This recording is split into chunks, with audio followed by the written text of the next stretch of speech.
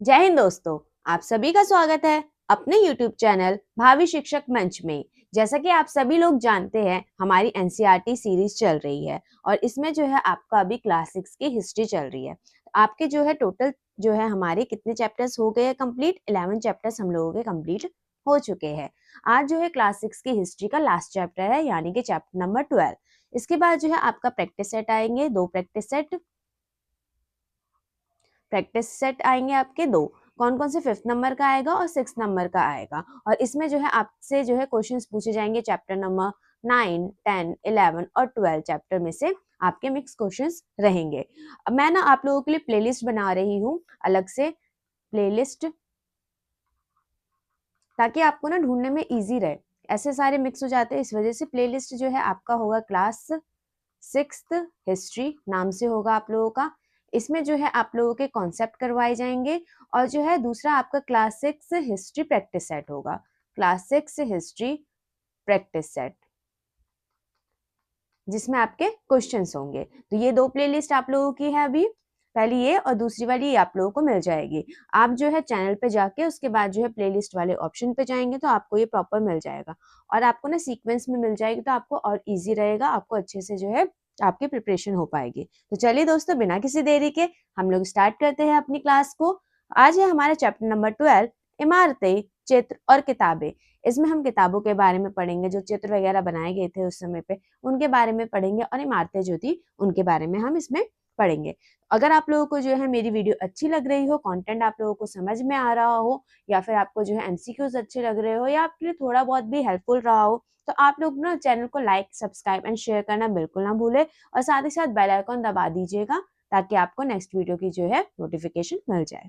तो चलिए दोस्तों, स्टार्ट करते हैं आज की क्लास। सबसे पहला है आपकी स्लाइड में लो स्तंभ। ये लो स्तंभ है कहाँ पे? ये लो स्तंभ हमारा है मेहरौली, दिल्ली में। ये कुतुब मीनार के परिसर में आप लोगों को देखने को मिलता है। ये आप यहाँ पे इमेज दे सकते हैं, ये हमारा लो स्तंभ है। ये किसने बनवाया था? ये इसका जो निर्माण करवाया था, निर्माण किसने करवाया था? ये करवाया था गुप्त वंश के राजा थे, जिनका नाम आप लोगों ने सुना होगा, चंद्रगुप्त द्वितीय, जिन्हें हम चंद्रगुप्त विक्रमादित्य भी बोलते थे। उन्होंने ये इसका निर्माण करवाया था। किसने? गुप्त वंश के राजा, गुप्त वंश के राजा, उनका क्या नाम था? अभी मैंने आप लोगों को बताया, चंद्रगुप्त द्वितीय, चंद्रगुप्त सेकंड, जिसको हम क्या कहते हैं? चंद्रगुप्त विक्रमादित्य भी बोलते हैं, विक्रम आदित्य। इन्होंने ना इसकी उपाधि ली थी, इसलिए इन्हें बोलते हैं। इन्होंने जो है इस लोह स्तंभ का निर्माण करवाया था। अब इस लोह स्तंभ में खास बात है तो है क्या? पता है, इसमें ना अभी तक जंग नहीं लगा। आप अभी भी, हम ना कोई भी चीज लोहे की अभी यूज करते हैं तो मतलब कुछ ही दिनों में उसमें जंग लग जाता है। चाहे आपने कुछ भी यूज किया हो, चाहे नल हम लोग ले आते हैं, कई बारी नल लेके आ जाते हैं, उसमें क्या, उसमें भी जंग लग जाते हैं तुरंत। 1 हफ्ते 2 हफ्ते बाद आप लोगों को उसमें जंग देखने को मिल जाएगा। आप कोई भी लोहे की चीज लाएंगे उसमें जंग देखने को मिलता है। लेकिन ये ऐसा स्तंभ है, इतने लाखों साल पहले इसका जो निर्माण हुआ था, इसका निर्माण 1500 साल पहले हुआ था। कितनी पुरानी बात है, 1500 साल पहले, और अभी तक इसमें जंग नहीं लगा। अभी 15 दिन में लग जाता है, यहाँ 1500 साल में नहीं लगा। तो इसमें क्या खास बात है? इसमें ये था कि इसमें ना 98%, कितना परसेंट? 98% ना इसमें आयरन था, और जो है 2% इसमें फॉस्फोरस था, फॉस्फोरस था। इनको ये पता था कि हम लोहे में जो है फॉस्फोरस मिला देंगे तो उसमें जंग नहीं लगेगा। आज आप लोग मतलब बहुत सारे ऐसे स्टूडेंट्स रहेंगे, या फिर बहुत सारे ऐसे आपको और भी जो लोग हैं वो सब भी आपको मिलेंगे, उनको ये चीज नहीं पता। ऑब्वियसली नहीं पता, एक टाइम के बाद, मुझे भी तो एक टाइम के बाद ही पता चला, उससे पहले तो मुझे भी नहीं पता था। लेकिन इनको इतने सालों पहले ये जानकारी थी, मतलब काफी अच्छे ये राजा रहे होंगे, इनको नॉलेज बहुत अच्छी रही होगी इन सभी को। तो वहां तब उस टाइम के लोगों को ना काफी नॉलेज हुआ करती थी। हम ये सोचते ना उनको कोई नॉलेज नहीं थी, वो तो ऐसे थे या कुछ, नहीं, उनको बहुत नॉलेज थी। हम हमारे से इवन ज्यादा ही नॉलेज उनको रही होगी। इसमें देखिए, इसका निर्माण जो है कब हुआ? 1500 साल पहले हुआ। और इसका जो वजन है ना, 3 टन से ज्यादा ही देखने को आपको मिलता है इसका वजन, और इसकी ऊंचाई जो है 7.2 मीटर है। इसमें आपको ये कैसे पता चलता है कि चंद्रगुप्त द्वितीय ने ही जो है इसका निर्माण करवाया होगा? यहाँ पे ना आपको चंद्र नाम का उल्लेख मिलता है, इस स्तंभ पे चंद्र नाम का उल्लेख मिलता है। तो यही मतलब अनुमान लगाया जाता है कि ये जो है चंद्रगुप्त द्वितीय ने ही बनवाया होगा। तो चलिए हम आते हैं नेक्स्ट स्लाइड पे। नेक्स्ट स्लाइड, ईंटों और पत्थरों की इमारतें। क्या है इसमें? ईंटों और पत्थरों की इमारत थे। इसमें जो है सबसे पहले स्तूप। स्तूप जो है उसका अर्थ क्या होता है? टीला होता है। स्तूप का अर्थ क्या होता है गाइस? टीला होता है।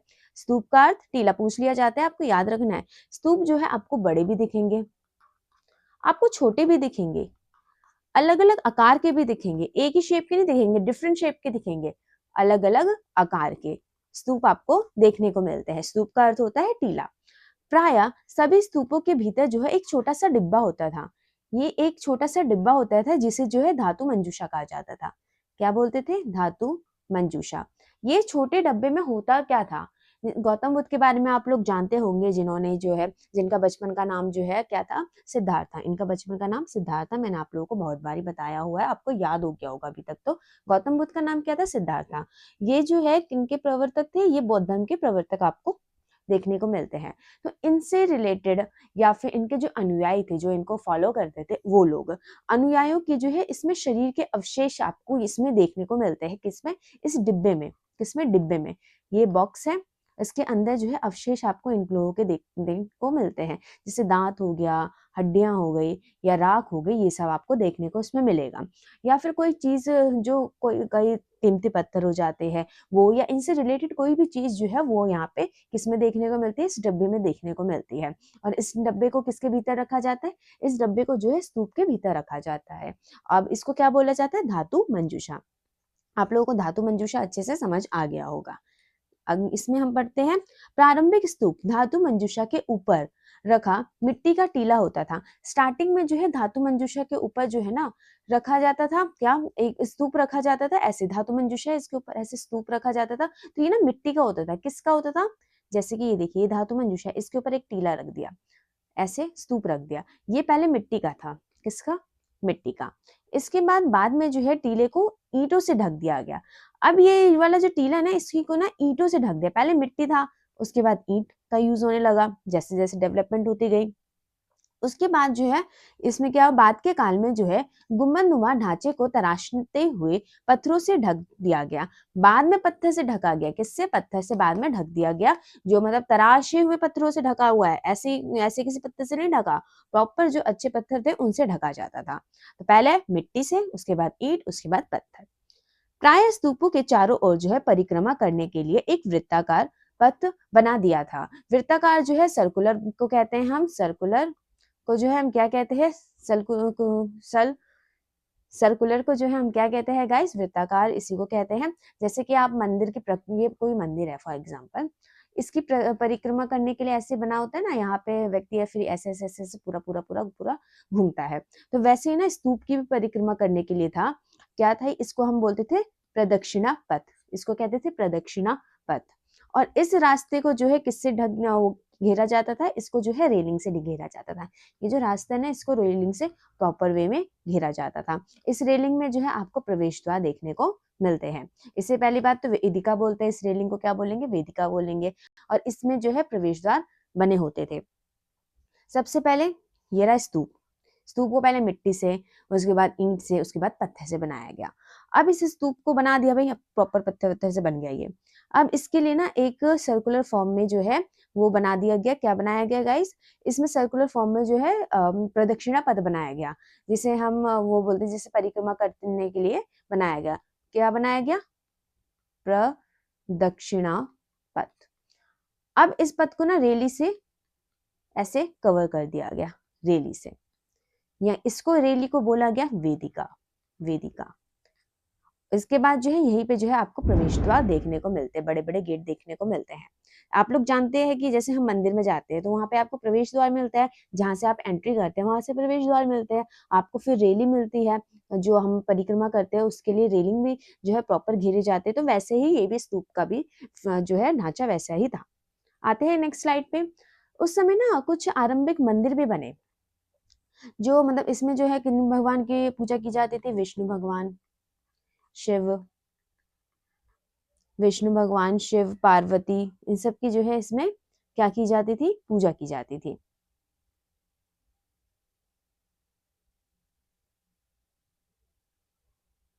पार्वती हो गई, दुर्गा जी हो गई, इन सब की यहाँ पे पूजा की जाती थी। ये जो मंदिर है ऑब्वियसली मतलब इनको बनाने में तो खर्चा अच्छा खासा आता था।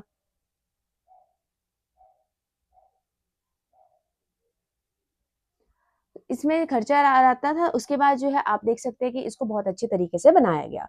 अलग-अलग इसमें चीज़ें जैसे गर्भगृह यहाँ पे मैंने लिखा है फर्स्ट पॉइंट हमारे क्या है गर्भगृह। इसमें जो है मुख्य देवी-देवता की मूर्ति रखी जाती थी। इस तरीके से गर्भगृह होते थे। यहाँ पे मान लीजिए एक मुख्य देवी-देवता की जो है मूर्ति रखी गई।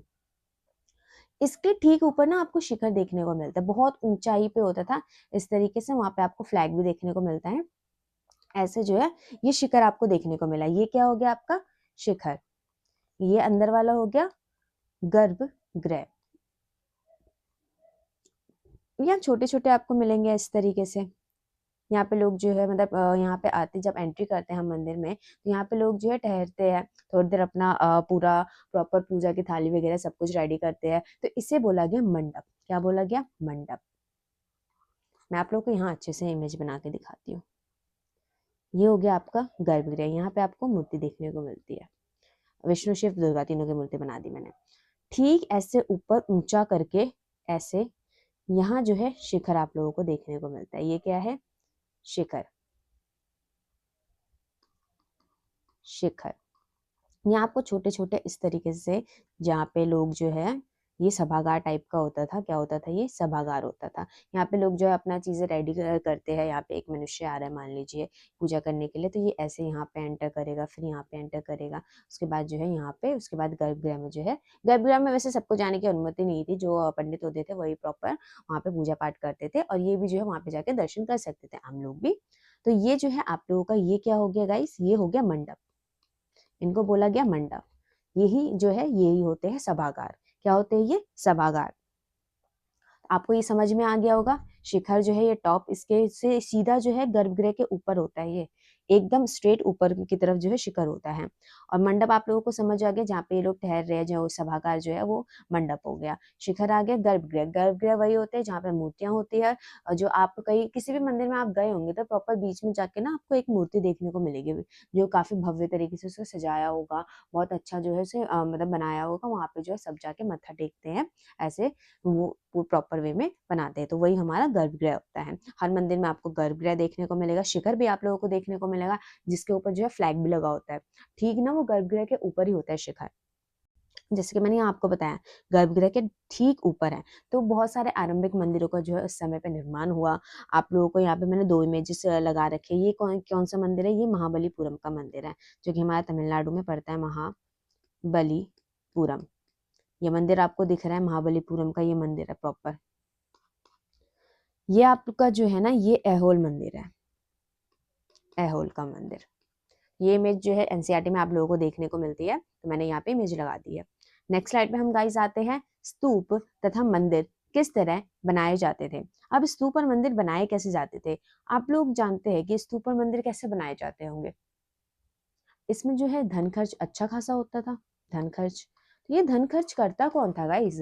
ये जो है राजा रानी जो है होते थे। वो लोग क्या करते थे, इनको सजावट के लिए जो है बाकी जो लोग हो गए किसान हो गए आपके, या फिर कोई व्यापारी हो गए, किसान हो गए, ये सब जो है क्या करते थे, माला बनाने वाले हो गए, इत्र बनाने वाले हो गए, लोहार हो गए, सुनार हो गए, ये सारे और जो बाकी जो स्त्री पुरुष हो गए, ये सब पैसा देते थे और जो है सजावट वगैरह मंदिरों की होती थी। लेकिन प्रॉपर वे में जो स्टार्टिंग कराई जाती थी वो राजा रानी ही करवाते थे, क्योंकि पैसे तो राजा रानी के पास ही था।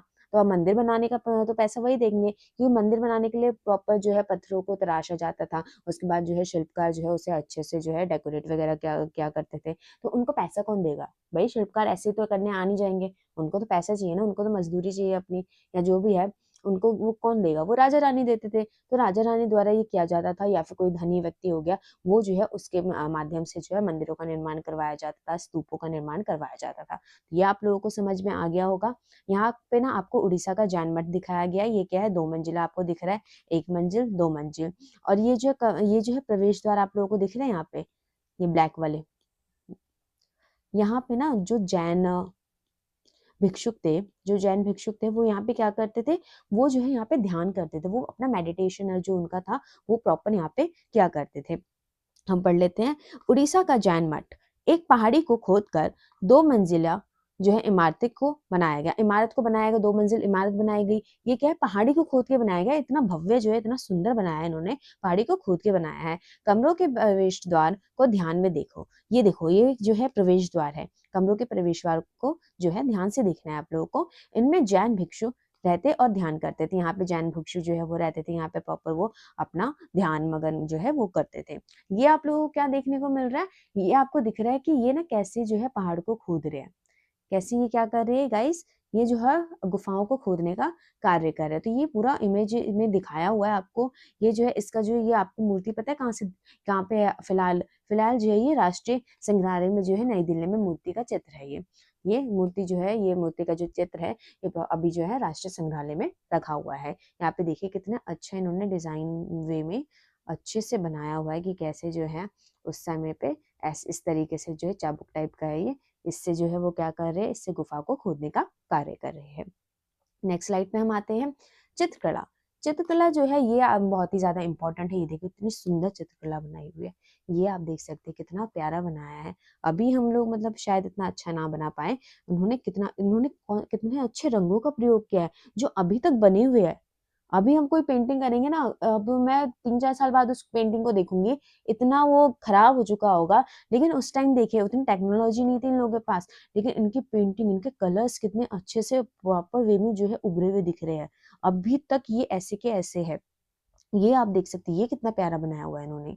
ये जो है पता है लाइट वगैरह तो होती नहीं थी, तो यहाँ पे ना गुफाओं में तो अंधेरा होता है। गुफाओं में क्या होता है, अंधेरा ही होता है। वहां पे कोई लाइट तो लगाने गया नहीं, वहां पे रोशनी तो आपको मिलेगी नहीं, प्रॉपर अंधेरा मिलता था। तो इन लोगों ने ना मशाल जो होते थे, ऐसे इस तरीके से आप लोगों ने देखा होगा मूवीज में, ऐसे करके मशाल हुआ करते थे। उनकी लाइट से जो है इन्होंने ये सब चीजें बनाई थी।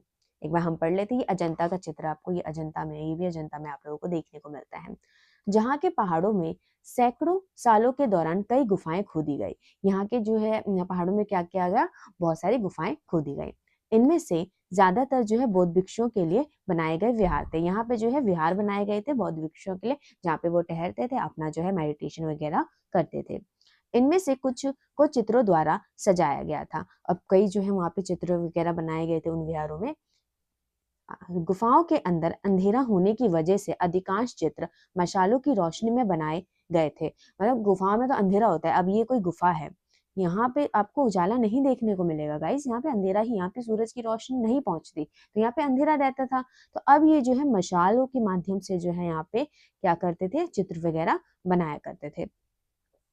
इन चित्रों के रंग 1500 साल भी चमकदार है। अभी 1500 साल हो गए इसको, 1500 साल, मतलब 1500 साल पुराना है ये, अभी भी कितने अच्छे लग रहे हैं, इतने सुंदर लग रहे हैं, इतने इनके जो कलर है वो कितने प्यारे लग रहे हैं। अभी भी चित्र वैसे के वैसे ही देखने में लगे, ऐसा लग रहा है कि अभी कुछ टाइम पहले ही इसको बनाया गया हो। इतने सुंदर ये देखने में लग रहे हैं, और इनके डिजाइन कितने प्यारे हैं। एक एक चीज उभार के इन्होंने दिखाई, जैसे ये माला आप देख सकते हैं कितनी प्यारी है। यहाँ पे कुंडल बनाया हुआ है, वो कितना प्यारा इन लोगों ने बनाया, हाथ पे कुछ बांधा है इन्होंने, वो कितना सुंदर बनाया है। यहाँ पे जो है ये बारीकी से काम किया हुआ है, इतना सुंदर। ये मतलब अभी की लाइट में लोग नहीं कर पाएंगे, उस टाइम तो मशाल की लाइट में इन लोगों ने ये काम किया था। काफी एक्टिव थे ये लोग, काफी अच्छे थे। ये रंग पौधे और खनिज से बनाए गए थे। ये कलर्स आपके कहाँ से यूज हुए, कोई केमिकल से यूज नहीं है, ये पौधों से, ये खनिजों से बनाए जाते थे। पौधे जो है उनका रस निकाल के, उनका कलर जो है प्रॉपर उनका निकाल के, पौधों से या खनिजों के जो है कलर निकाल के, उनसे ये अपना प्रॉपर कलर जो है इन लोगों ने किया हुआ है। इन महान कृतियों को बनाने वाले कलाकार अज्ञात है। अब ये नहीं पता कि इनको जो है किसने बनाया, वो अभी हमें नहीं पता है, ये अज्ञात है हमारे लिए। हम नहीं जानते, वो स्ट्रेंजर ही है हमारे लिए। अभी हम बिल्कुल नहीं जानते कि किसने व्यक्ति ने ये बनाया है, लेकिन जिसने भी बनाया है बहुत ही ज्यादा बेहतरीन बनाया है इसको। अभी आप देख सकते कितना सुंदर, इतना अच्छा बनाया है। मेरे को पॉसिबल हुआ तो मैं तो पक्का जाऊंगी अजंता, वहां पे देख के आऊंगी ऐसे चित्र। चलिए नेक्स्ट हम करते हैं पुस्तकों की दुनिया। पुस्तकें जो है वो काफी ज्यादा इंपॉर्टेंट है, उससे हमें प्रॉपर स्टोरी वगैरह के बारे में, हर एक चीज के बारे में अच्छे से पता चलता है। आप लोग ना मैं एक कहानी आपको बताती हूँ। ये 1800 साल पहले की कृति है, 1800 साल पहले की। ये किसने लिखी थी, इलांगो आदिकल ने लिखी थी। शिल्पाधिकारम, क्या लिखी थी, शिल्पाधिकारम बुक है ये। इसमें ना एक होती है कर्णगी। कौन होती है, एक एक महिला है जिनका नाम है कर्णगी, और एक है कोवलन। कोवलन, ये हो गए पुरुष, और इनकी जो महिला है वो होगी, इनसे इनकी शादी हुई थी, इनकी पत्नी थी, ऐसे मैं माला बना देती हूँ। ये इनकी शादी हुई थी किससे? कर्णगी से। कोवलन कर्णगी, इनकी शादी हुई थी, पति पत्नी थे, ये प्यार था, बहुत ही प्यार करती थी कर्णगी इनसे। लेकिन ये कोवलन ना एक नर्तकी के प्यार में फंसा, नृत्य की, ये मतलब किसी और से भी अफेयर इसका चल गया। उनका नाम था माधवी, माधवी। तो अब इनको तो ये लगा, कन्नगी को तो यही लगा कि मतलब मेरा हस्बैंड था वो कहीं और ही अब जा रहा है, वो किसी और लेडी के पास जा रहा है, तो ये तो बहुत ज्यादा दुखी होगी। हालांकि ये अभी भी उससे प्यार करती है, बट ये बहुत ही ज्यादा दुखी थी इस बात से कि जो मेरा पति है वो उसके जीवन में कोई और आ गया, एक माधवी नाम की एक औरत आ गई। तो ये सारा का सारा जो है ये किसमें लिखा हुआ है? ये आपका ना शिल्पाधिकारम में आप लोगों को देखने को मिलता है। इसमें फिर क्या होता है? कोवलन, कोवलन का ना एक मतलब पुहार के जो राजा थे, पुहार राजा, पूरी स्टोरी में बता रही हूँ इसमें। कोवलन, पुहार के राजा ने ना क्या किया, इसके ऊपर चोरी का आरोप लगा दिया। एक पायल टाइप की कुछ थी, वो जो है उसका चोरी का आरोप लगा दिया कि ये जो है तुमने चुराया है, किस पे? कोवलन पे, और इसको मृत्युदंड दे दिया। अब ये मर गया।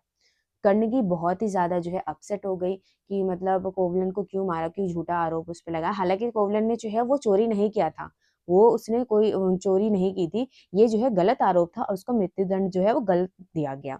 वो अन्याय किया एक तरीके से यहाँ के राजा ने। तो कर्णगी ने ना फिर वहां पर ना श्राप दे दिया कि अब जो तुम्हारा ये प्रदेश है ये जो है बिल्कुल भी आगे नहीं बढ़ेगा, ये जो है अब खत्म हो जाएगा। किसको? मदुरै शहर का जो है इसने क्या किया, कर्णगी ने मदुरै को श्राप दिया और उसका विनाश हो गया, मदुरै शहर का पूरा विनाश हो गया कर्णगी। हालांकि आप देख सकते हैं कि कोवलन ने जो है कर्णगी को धोखा दिया, उसने किसी और के साथ अफेयर रखा, माधवी के साथ उसने अफेयर रखा कर्णगी ने।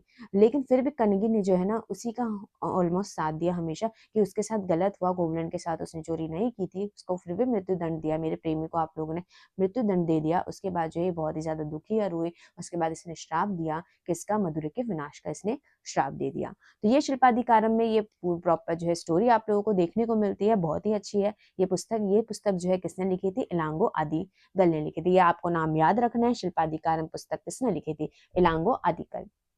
एक है मणि मेखलई, इसको मणि मेखले भी बोलते हैं और मणि मेखलई भी बोलते हैं। इसका निर्माण जो है 1400 साल पहले आप लोगों को देखने को मिलता है। सतनार ने जो है इसका निर्माण किया था। इसमें पता है किसकी कहानी है? इसमें कोवलन एंड कर्णगी, इनकी ना पुत्री थी, पुत्री, उसकी कहानी इसके अंदर आप लोगों को देखने को मिलती है। ये आपको देख सकते हो, ये पुत्री है, इनकी कहानी मणिमेखलई जो है उसमें आपको देखने को मिलती है। ये प्रॉपर जो है उनके प्यार की कहानी है कि कैसे उसने वो दोनों एक दूसरे से प्यार करते थे, उसके बाद जो है कर्णगी को उसने धोखा दे दिया। वो प्रॉपर जो है इसके अंदर कहानी है, कैसे उसकी डेथ हुई, ये सब वो किसमें? इलांगो की पुस्तक में है, शिल्पाधिकारम। और सतनार की पुस्तक में ना उनकी बेटी की कहानी है, कोवलन और कर्णगी की पुत्री की कहानी है मणिमेखलई में। तो ये आपको याद रखना है कौन सी पुस्तक किसकी है। नेक्स्ट हम आते हैं पुरानी कहानियों का संकलन तथा संरक्षण। जो पुरानी कहानियां उनका संकलन और संरक्षण जो है कैसे रखा गया, ये सब आपको पढ़ना है। सबसे पहले आप पुराण, पुराण के बारे में आप लोग जानते हैं। पुराण जो है हमारे कितने पुराण है गाइस? हमारे पुराण जो है की संख्या जो है वो 18 है। कितनी है? 18 है। पुराण का अर्थ होता है प्राचीन, मतलब पुराना। पुराण, पुराना, प्राचीन। अधिकतर पुराण जो है कौन सी भाषा में लिखे गए? सरल संस्कृत श्लोक में लिखे गए हैं।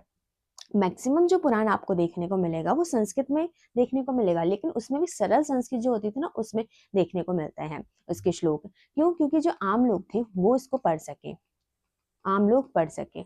और जो है इसको पुराण को जो है जो सुनने का अधिकार ना सबको था, चाहे वो शूद्र हो, चाहे वो स्त्रियां हो, चाहे वो और अन्य जो लोग हैं वो सब हो, वो सब जो है इसको सुन और समझ सकते थे पुराण को। हालांकि वेद पढ़ने की जो है इजाजत किसको नहीं दी गई थी? शूद्रों को नहीं दी गई थी वेद पढ़ने की इजाजत, लेकिन इसको जो है पुराण को वो सुन सकते थे, ये इसको इजाजत थी। तो ये आम लोग जो पढ़ सके, इस वजह से इन्होंने सरल संस्कृत श्लोक में लिखी गई है पुराण। पुराणों और महाभारत, पुराण और महाभारत की जो है रचयिता कौन है? ऋषि व्यास। व्यास जी ने जो है, व्यास जो है, व्यास जी, इन्होंने जो है किसके रचयिता है? ये महाभारत, महाभारत एंड पुराण। आपको याद रखना 18 पुराण है उनकी और महाभारत के रचयिता जो है व्यास जी हैं। महाभारत। महाभारत तो आप लोगों को पता ही होगा, आप लोगों ने मतलब पढ़ी ही है। पढ़ी क्या, आपने मूवी वगैरह देखी होगी या सीरियल जो आते थे आप लोगों ने वो देखा होगा डीडी नेशनल में। कोरोना के टाइम तो स्पेशली लोगों ने देखा ही है बैठ के। महाभारत देखने को हमें मिल गई थी, रामायण देखने को हमें मिल गई थी। तो ये जो है महाभारत, मैंने तो बचपन में देखी थी। महाभारत, कौरवों और पांडवों के बीच युद्ध हुआ था। कौरव और पांडव भाई थे, ये 5 भाई थे, ये 100 भाई थे और ये कज़िन्स भी थे। और ये दोनों ही कज़िन थे, कौरव और पांडव जो है कज़िन थे। उनके बीच जो है युद्ध हुआ था। किसको? हस्तिनापुर की गद्दी के लिए जो है इनके बीच में युद्ध हुआ था। युद्ध का जो उद्देश्य था वो पुरु वंश की राजधानी हस्तिनापुर की गद्दी प्राप्त करने के लिए था। ये कहानी बहुत ही पुरानी है, पर आज इसे हम जिस रूप में जानते हैं वह करीब 1500 साल पहले लिखी गई। जो मतलब आज के टाइम में हम जो जिस रूप को, महाभारत की जिस रूप को जानते हैं, वो 1500 साल पहले लिखी। हालांकि महाभारत जो है उसकी कहानी बहुत ही ज्यादा पुरानी है। उसका मतलब आपको टाइम पीरियड नहीं देखने को मिलता है, वो बहुत ही ज्यादा पुरानी है। रामायण, रामायण आप लोगों को पता है श्री राम जी से रिलेटेड है रामायण। उनको वनवास भेज दिया गया था, केकई उनके जो पिता थे उन्होंने जो है उनको जो राम जी थे उनको कहाँ पे भेज दिया गया था, वनवास काटने के लिए भेज दिया गया। उसके बाद वहाँ पे जो है इनकी वाइफ भी जाती है, राम जी की माँ सीता जो है वो जाती है। माँ सीता और जो है राम जी जो है वहाँ पे जंगल में रहते हैं, वहीं पे जो है लक्ष्मण जी भी रहते हैं। उनके मतलब रक्षक बन गए एक तरीके से, अपने भाई के साथ रहते हैं वो। और फिर जो है रावण आता है, रावण जो है माँ सीता को मतलब लेके चला जाता है, उठा के ले जाता है। उसके बाद जो है फिर राम जी जो है माँ सीता को जो है बचाते हैं, लंका को जो है उसका दहन करते हैं, लंका दहन किया जाता है। उसके बाद वो वापस आते हैं, फिर जो है उसके उपलक्ष्य में जो है क्या बनाया जाता है, रामायण बनाई जाती है जब वो अयोध्या वापस आते हैं। तो ये सारी कहानी जो है रामायण में आप लोगों को देखने को मिलती है। और ये जो है किसमें लिखी गई है? संस्कृत में जो है लिखी है रामायण। रामायण जो संस्कृत में लिखी किसने? वाल्मीकि जी ने लिखी है। वाल्मीकि जी ने जो है रामायण संस्कृत में लिखी है, ये आप लोगों को याद रखना है। और महाभारत जो है व्यास जी ने लिखी है।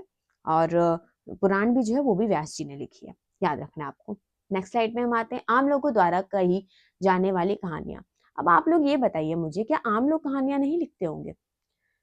क्या वो कुछ कोई कहानियां नहीं बताते होंगे? अभी हम देखेंगे, हम किसी भी गली में चले जाएं, हम किसी भी देश में चले जाएं, हम किसी भी राज्य में चले जाएं, गांव में चले जाएं, शहर में चले जाएं, नगर में चले जाएं, कहीं पर भी चले जाएं, आपको कहानियां देखने को मिलेगी ही मिलेगी।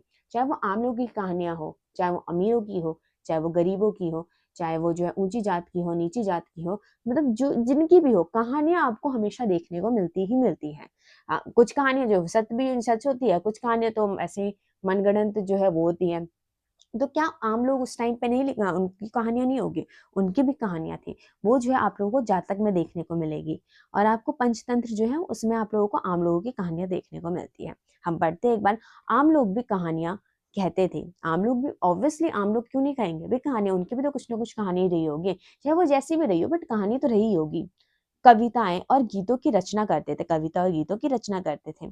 गाने गाते थे, नाचते थे, हाँ ऑब्वियसली गाने गाते होंगे, डांस करते होंगे, नाटक खेलते होंगे। अभी भी आप एक बात बताइए, अभी आप कोई ऐसी फैमिली में चले जाए जो गरीब है, 4-5 फैमिली ऐसी है जो गरीब है, क्या वो आपस में उनके बच्चे खेल नहीं रहे होंगे? भाई खेल ही रहे होंगे, नाच रहे होंगे, डांसर करते हैं। कभी जैसे आप महाराष्ट्र में चले जाए, महाराष्ट्र में आपको जो है गणेश पर्व जो होता है हमारा, गणेश चतुर्थी, उसमें आपको सभी नाचते हुए दिखेंगे। अमीर हो, गरीब हो, कोई भी हो, सब नाचते हुए आपको दिखेंगे। सब गाना गाते हुए दिखेंगे, गणेश भगवान का गाना गाते हुए दिखेंगे। जब उनको जो है लेके जाया जाता है वापस, या लेके आया जाता है तब भी होता है। या फिर आप जो है बंगाल में चले जाएंगे, आपको दुर्गा माता का जब होता है फेस्टिवल, नवरात्रों में आप लोग देखने को हमें ये मिलता है। बिहार में आप सरस्वती जी का देख सकते हैं। अलग अलग जगह पे अलग अलग आप देख सकते हैं कि वहाँ पे अमीर गरीब कोई भी हो, वो जो है क्या करते हैं, गाना गाते हैं, नाचते हैं, सब कुछ करते हैं, कविताएं गाते हैं, कविताएं और गीतों की रचना करते हैं, नाटक खेलते हैं। हर जगह आपको ये मिलेगा। इनमें से कुछ तो इस समय के आसपास जातक और पंचतंत्र की कहानियों के रूप में लिखकर सुरक्षित कर दिए गए। कई तो भाई सुरक्षित नहीं हो गए, वो तो बस ऐसे ही बोलचाल में रहा होगा, लिखने का उतना नहीं था। तो लेकिन कुछ जो है कहानियां जो है आपको जातक में देखने को मिलती है और पंचतंत्र में जो है सुरक्षित आपको कहानियां देखने को मिलती हैं। जातक कथाएं तो अक्सर स्तूपों की रैलियों तथा अजंता के चित्रों में दर्शाई जाती थी। जातक कथाएं, आपने अभी स्तूप पढ़ा, स्तूप में आपने देखा रैली जो बनाई जाती है, जो हमारा जहाँ पे परिक्रमा करते थे उससे जो है उसको पूरा रेली से घेरा जाता था, वहां पे जो है ना जातक कथाएं जो है वो भी आपको मिलती है। अजंता के चित्रों में भी जो है जातक कथाओं को जो है दर्शाया गया है। विज्ञान की पुस्तक, विज्ञान की पुस्तक। इसमें आप लोग जानते हैं ये कौन है, ये है आर्यभट्ट जी, जो एक भूगोल शास्त्री भी थे और ये जो है मैथमेटिशियन मतलब कि गणितज्ञ भी थे, दोनों ही थे ये। इन्होंने जो है आर्यभट्टियम लिखी है। क्या लिखी है? आर्यभट्टियम। यहाँ लिख दूं मैं, आर्यभट्टियम। किसने लिखी है आर्यभट्टियम? आर्यभट्ट जी ने लिखी है आर्यभट्टियम। इसमें जो है उन्होंने ये बताया कि जो सूरज आपको दिखता है कि रोज उगता है डूबता है, जी नहीं, ऐसा रियल में नहीं है कि सूरज रोज उगता डूबता नहीं है। जो हमारी पृथ्वी है वहां पे दिन रात होती है। ये हमारी पृथ्वी है, ये हमारा अर्थ है, यहाँ पे दिन रात होते हैं, दिन रात। तो ये नहीं है कि सूरज अभी उगा तो ये पृथ्वी पे दिन हो गया, सूरज अभी डूबा तो पृथ्वी पे रात हो गई, जी नहीं, ऐसा कॉन्सेप्ट नहीं है। सूरज वहीं का वहीं है, पृथ्वी जो है वो अपनी ही दूरी पे ऐसे ऐसे ऐसे ऐसे घूम रही है, अपने ही पूरा चक्कर ऐसे ऐसे ऐसे अपना प्रॉपर घूमे जा रही है। जैसे कि आप खड़े हो जाएंगे, जैसे एक व्यक्ति है, हम ऐसे गोल गोल अपने पे ही घूमते हैं, एक ही जगह खड़ा ही इंसान, खड़ा ही एक ही पॉइंट पे है, लेकिन इसी पे ये गोल गोल ऐसे ऐसे घूम सकता है ना। तो वैसे हमारी पृथ्वी जो है वो भी एक ही अपनी ही धुरी पे घूमती है और उसी से जो है दिन रात होते हैं। और ये अभी भी सत्य है, ये बात अभी भी साइंटिफिकली भी ये चीजें प्रूफ हुई है। तो ये ना हमें उसी टाइम पे पता चले, कितने साल लोग पहले जो है ये चीज पता चल गई कि आर्यभट्ट ने ये चीज बता दी। पहले पता है कॉन्सेप्ट क्या था कि सूरज निकलता है, सूरज जो है वो घूमता है, वो हमारा चक्कर लगाता है, जी नहीं, हमारा चक्कर जो है सूरज नहीं लगाता, हम जो है सूरज के चक्कर लगाते हैं, हमारा अर्थ जो है वो सूरज का चक्कर लगाता है। ये आप ज्योग्राफी में आपको लोगों को पढ़ने को मिलेगा। ये जो है किसने लिखी थी, ये जो है किसने बताया था, ये बताया था आर्यभट्ट जी ने। और आर्यभट्ट की पुस्तक है आर्यभट्टियम, ये आप लोगों को याद रखना है। तो हमारे यहाँ पे भी विज्ञान था भाई, ऐसा नहीं है कि यूरोप में ही विज्ञान आप लोगों को देखने को मिलता है, जी नहीं, हमारे जो पुरानी पुस्तकें हैं, जो हमारे ग्रंथ है, उसमें आप लोगों को विज्ञान देखने को मिलता है। हमारे जो ऋषि मुनि थे वो सब जो है प्रॉपर उन्होंने भी इन सब चीजों की जानकारी दी हुई है। उसी का कॉपी पेस्ट जो है यूरोप वालों ने अपना मार लिया, ये चीजें हुई है। तो वही चीजें हमें अपनी चीजें पढ़ने का टाइम नहीं मिलता, यूरोप वालों ने उस टाइम पे जो है चीजें पढ़ लिया, उसके बाद जो है उन्होंने अपना छाप लिया, ये चीजें हुई। तो अब जो है हम ये सोचते कि उन्होंने ही उस चीज का इन्वेंट किया है, जी नहीं, ये वाला इन्वेंशन जो है वो हमारे आर्यभट्ट जी ने किया है। और एक और इन्वेंशन किया, मैं आगे आपको स्लाइड में बताती हूँ। शून्य, शून्य जो है उनका इन्वेंट किसने किया है? शून्य, जीरो। क्या है ये? जीरो। इसका ना ये अंक आप लोगों को देखने को मिल रहा है, ये चिन्ह आप लोगों को देखने को मिल रहा है, साइन मिल रहा है देखने को।